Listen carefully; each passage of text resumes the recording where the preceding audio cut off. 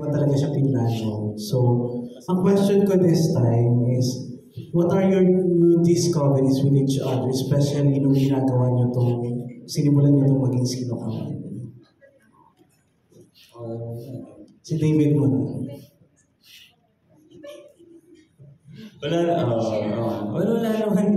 Wala naman talagang bago dito sa maging sino man.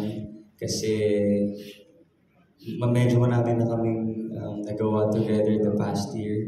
Siguro ang pinagkakaiba lang talaga ngayong maging sino ko man hindi na ako na masyadong relate.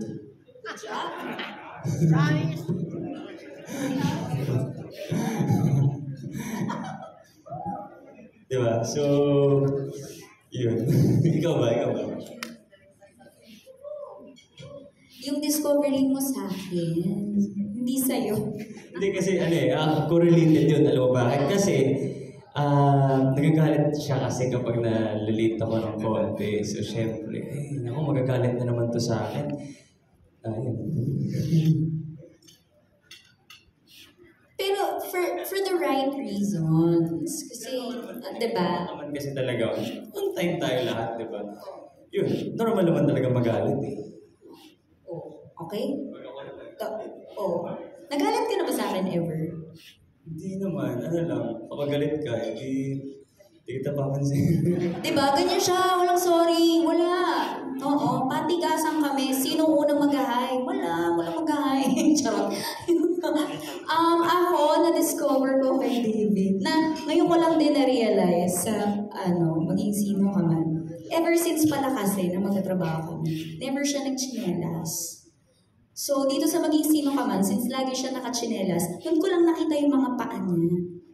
Ang cute pala ng daliri niya sa paa.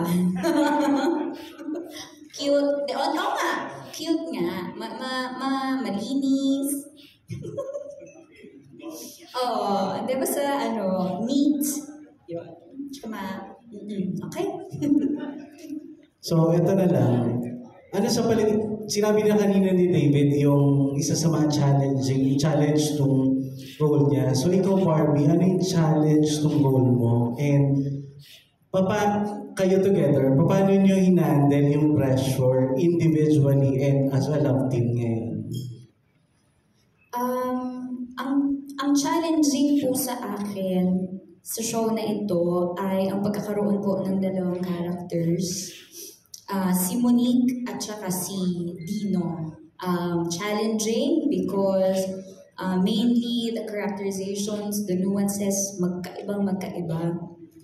Pangalawa, yung palit ng look sa taping, which I need to commend our assistant director, Zairo, dahil kinoconsider niya yung effort ko pag nagpapalit ako ng look from Monique to Dino or Dino to Monique. So, yeah, thank you so much. And yung physical demands of not just the character but the show itself, the genre, yung requirement